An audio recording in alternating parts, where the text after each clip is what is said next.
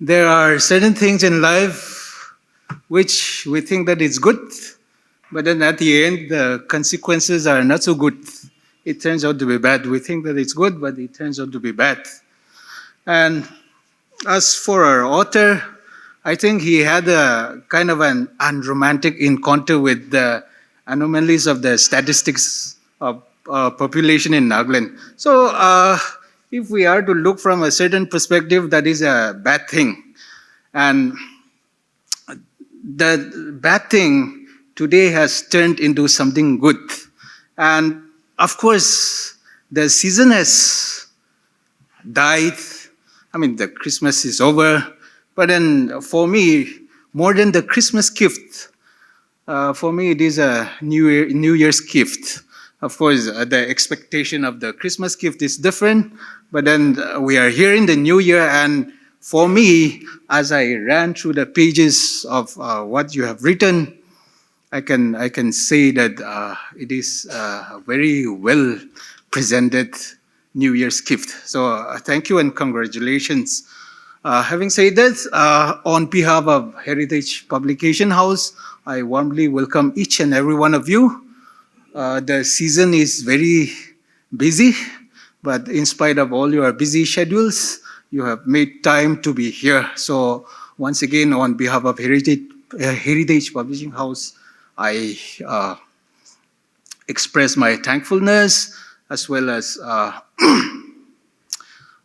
hope that as we all come together to look forward to this very important release, we will hope to learn newer things from the author as well as through the conversation which we will have in the later part of the program.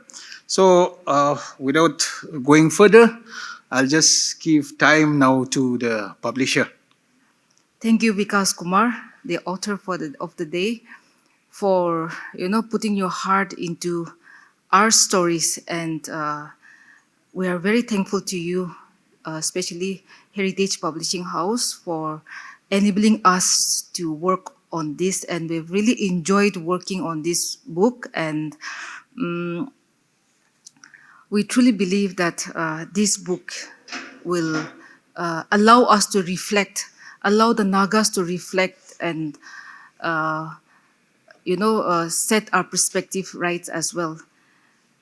I think this book has really done a Bharat Darshan, because Vikas Kumar is from UP, he's teaching in Bengaluru, and he's written on Nagaland in Northeast. So I think this is really a beautiful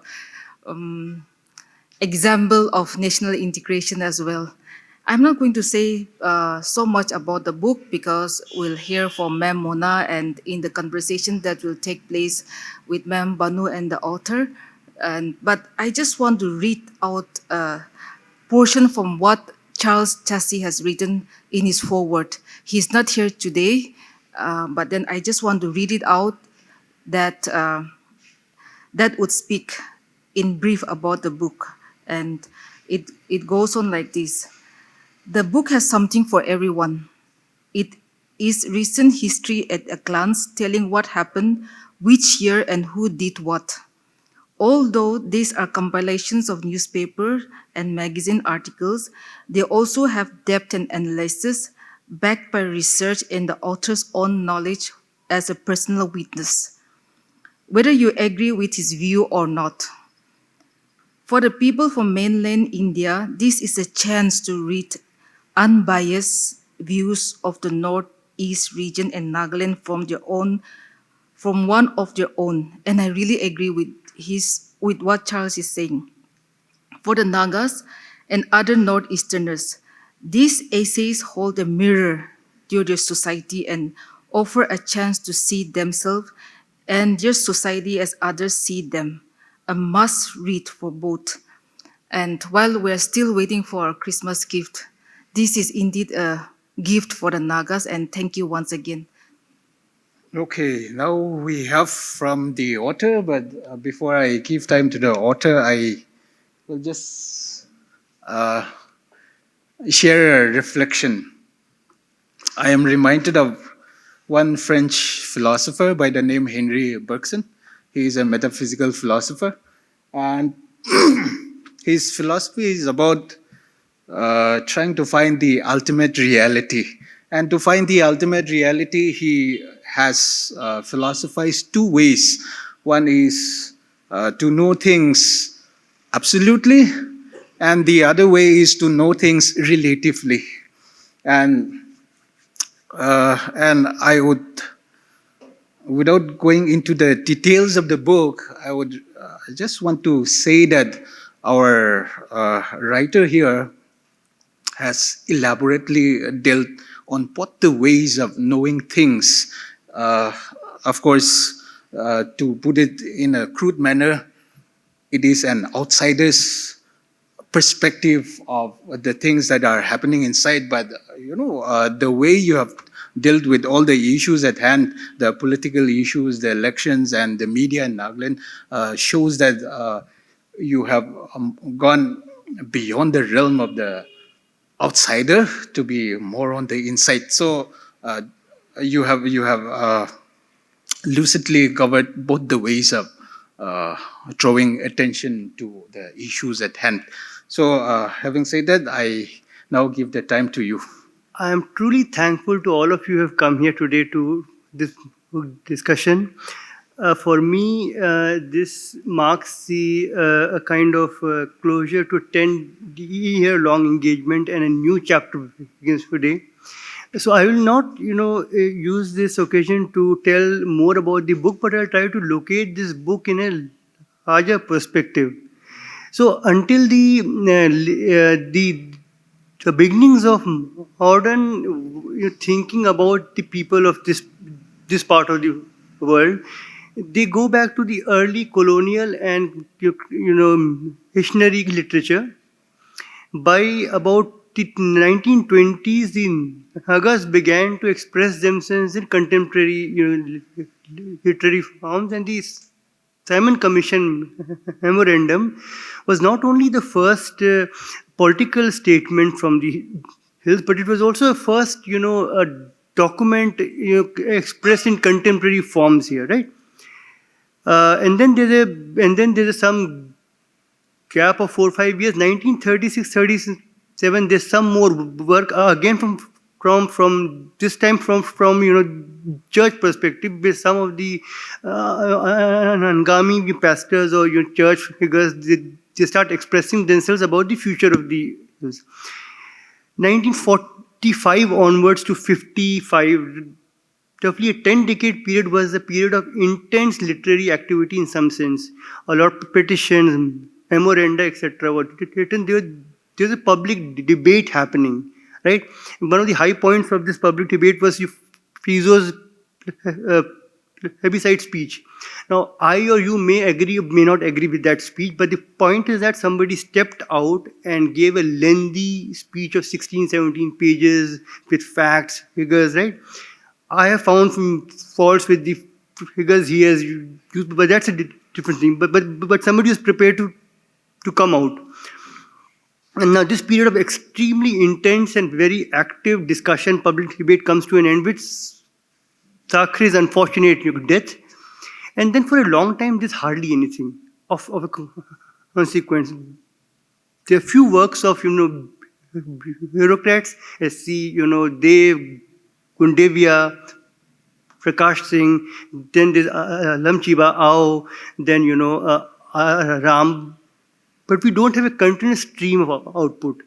This long spell, dry spell, comes to an end in 1990s. When, for me, I'm talking from the outsider's perspective now. So when we were students and Sanjay Hazarika wrote his first book. So for many of us in the mainland, this was the first unconventional introduction, because we were used to a particular security-centric introduction. Now, he was somebody who understood the region and who gave us a bird's eye view of the entire region, right? So this was the first introduction. The second, but equally importantly, in 1999-2000, when Charles Chasey wrote his book Nagaland Imbroglio, it was an eye-opener because it was so far ahead of his time. We didn't understand it at that time. We didn't understand the implications. I'm still trying to unravel the implications of the argument made there. But the fact it was made in 1999, It is extremely important. And then, we have a period, this, 2000s, where you have your Timshula Auk stepping in, Eastern Kire coming in, and Lisa Chankiza's work, editorials, op-eds, news reports. So we have to broaden the idea of literature to include all forms of expression into that, right?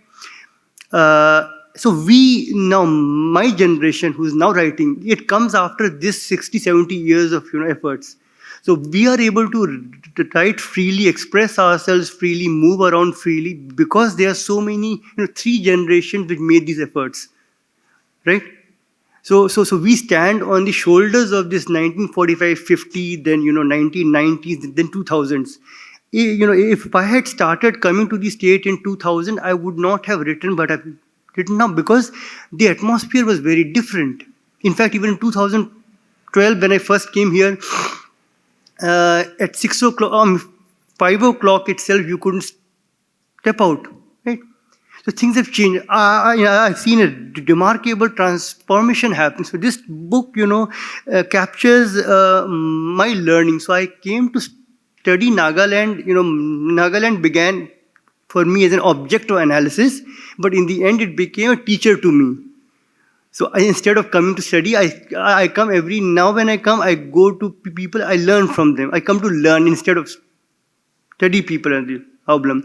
So we got this opportunity now, and so this book captures my journey. I've done another book on the state, but that is on statistics, and I thought that there's much more than statistics, that. So this book tries to capture my first-hand impressions. The first impressions are often the first impressions, sometimes, because you've not yet built up understanding. So you'll find that there are many problems here, but I chose not to correct those problems. And then the reason being that my readers should know that when you begin, you don't understand things clearly, and understanding evolves over the years. You learn from mistakes. So this book, in a way, for me, and I was a little afraid that, if I put out if I include some of my early articles, then people will because they'll find that there's so many mistakes. But I said, my mistakes should come out, right? So we have to accept ourselves along with our mistakes. Now, I'll just, so this is how this book came into being, that after I completed my first book, I said there's a lot more that I've done which should be presented for critical scrutiny. I'll just say a few more things about how this particular book, took this form. So when Charles invited me for this GGPNL award, and I was sitting next to Sangla, and I said very casually that I am thinking of a book. Would you be interested? She said, yes, we will, and let's talk after this, this Hornbill Festival. And I met her again at the Hornbill, but then I said, okay, I'll call you after that. Unfortunately, after I reached Bengaluru from the Hornbill, there was an incident in Morung where many people lost their lives. So I did not have the courage to call anybody. I did not call. I said, I generally send Christmas greetings every year, but I said, with what face will I send this? But fortunately for me, I would say people themselves sent. I said, I'm so happy. This is one of the biggest Christmas gifts for me, that you actually, despite all this, that you called me. And then finally she called me one day and said, because we were to discuss that project. I said, great. So there's something. And then, we spent a lot of time to design the cover of the book. If you see here, this has gone through literally hundreds of iterations. The entire HPH team did so many different versions, right? And I learned a lot about the piece process just by designing the cover. I'm just going to share the 3 key highlights. See, this is a finite space, and we wanted to include everyone, right? No matter how hard we tried, the constraints of the space meant that at the end of the day, some people could not be included. It was not that we intentionally left them out. I'm sure whenever, the peace process comes to a conclusion, whatever solution comes out of that, you will have this feeling that Mr. So-and-so, Mrs. So-and-so has not been included. But, I hope that we'll also understand that perhaps it was not deliberately done. People did try, right? A. The second thing is that even for those whom we have included, we had this doubt whether he should be here or here or here. So even in that final peace process, who will be the person who will sign first or who will propose? There'll be, his satisfaction about that as well. Again, I hope that people will understand that, everyone who's part of the process, at the end of the day, they have the interests of the larger community in their hearts, and they would have tried, and maybe despite trying, they could not read the optimal process. The third and most important thing which I learned was that to be inclusive requires a lot of investment of time. It doesn't happen overnight. The first cover that we did was extremely exclusive. It had just one party there. So from coming from one party to 6-7 parties, it took a lot of time for us just to bring the photographs together. Now imagine, the work that FNR and others are doing to bring together real fractions. I'm just talking about the photographs. It took 6 months for us to bring all photographs together in a proper shape. So people who are trying to bring all the real fractions of people who are shown in these photographs, they would need much more time, much more support from our side, much more patience. So this was, I thought, was sort of important to highlight that we learned even from this design. And I think that and then we also did a timeline of sorts where we tried to highlight different milestones of the state. So it was again a choice of that we have a small page. How many events can we show on that, right? So if you show too many, then people cannot read it. If you show too few, then so the key things will be left out. So again, for each of these choices that we made, we always hope that that HPH and I that people will understand that we made efforts, and perhaps because of certain constraints, we could not accommodate everything. So with these few words, I'm going to conclude and invite everyone for a discussion when she joins us. Thank you very much. I'm truly indebted that you have come here to listen. And I should say one more thing. If I had gone to any press outside Nagaland, Bengaluru, or Delhi, this would have been one of the hundreds of books which they do every year. But here, I was sure that I should come to the state because everyone, whether the person who's designing the cover, whether the editor, everyone will be personally invested in this. So when you read the book, when you see the design, you will see how much care HPH has given to every aspect of it because they felt for it. It was not just another commercial output for them. So I think, and I hope that readers appreciate the effort that HPH has put in this. With these words, I'll just conclude. Thank you very much. Thank you, sir, for taking us through the journey of how your book came about and for your lovely way of expressing about the encounter you had with Nagaland.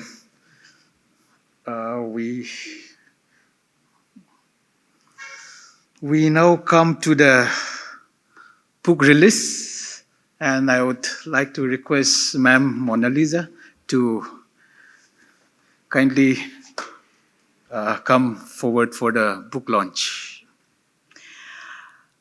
First of all, congratulations to Vikas Kumar for his book. Waiting for a Christmas Gift, Essays on Politics, Election and Media in Nagaland.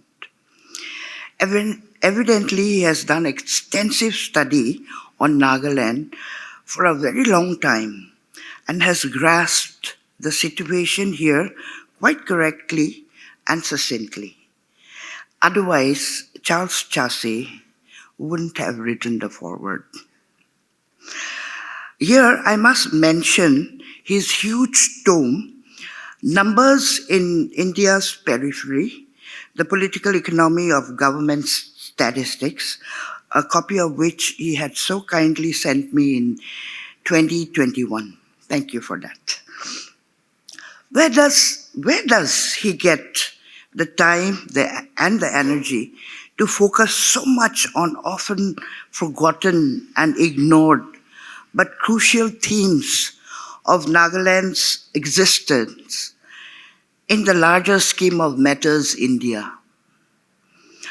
I also congratulate Dr. Lanu Sanglat Sudhir and the Heritage Publications for painstakingly publishing Vikas's book and making it reader-friendly. This is imperative because for avid readers with failing eyes, point sizes of any book are important. Now, on to a confession. I haven't finished reading the book completely, so by all rights, I cannot hold forth on all of what Vikas has written, particularly the sections Finding Land for Nagalands and Numbers Games, which are political in nature. But then, as a media person, these are the very political issues I've been aware of, written and published, and even had a book of mine banned in the almost 38 years of my profession.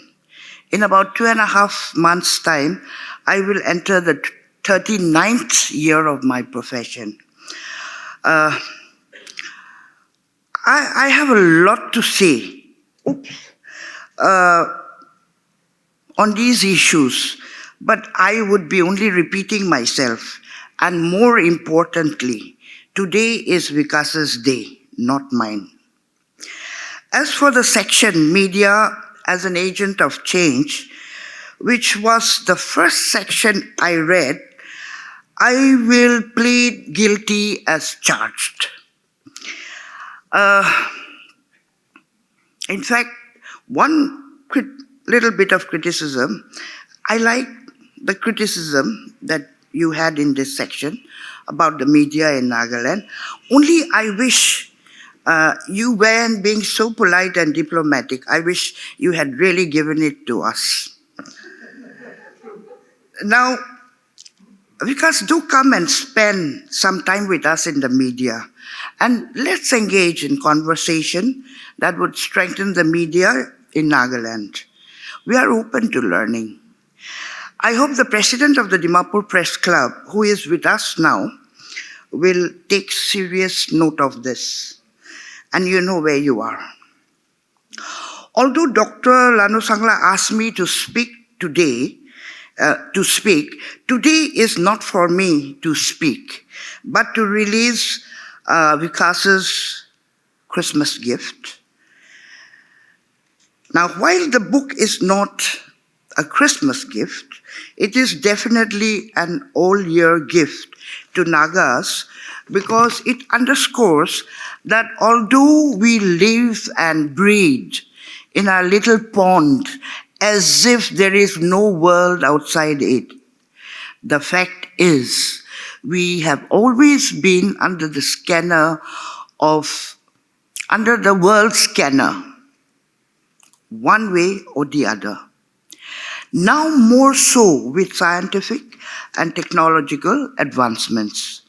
There is nothing we say, do, think, and write that doesn't come under the gaze and attention of the world, especially people who note and record both positive and negative legacies of our existence.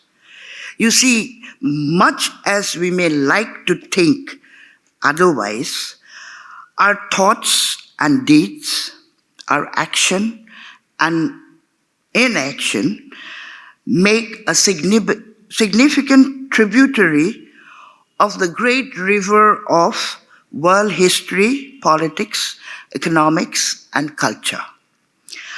How we grapple with this knowledge is up to us.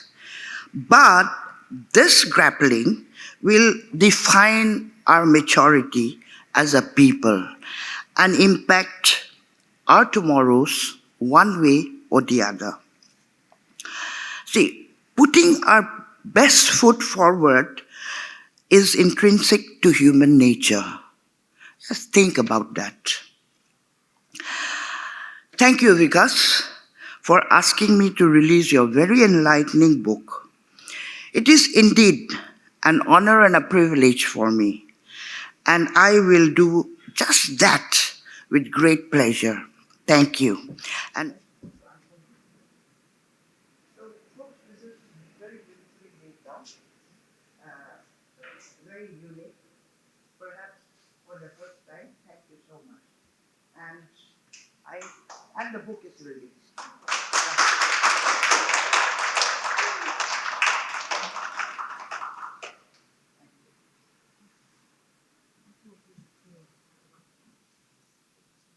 I think you should also come. Yeah, come, you can come here, don't relax. Nobody will keep you already.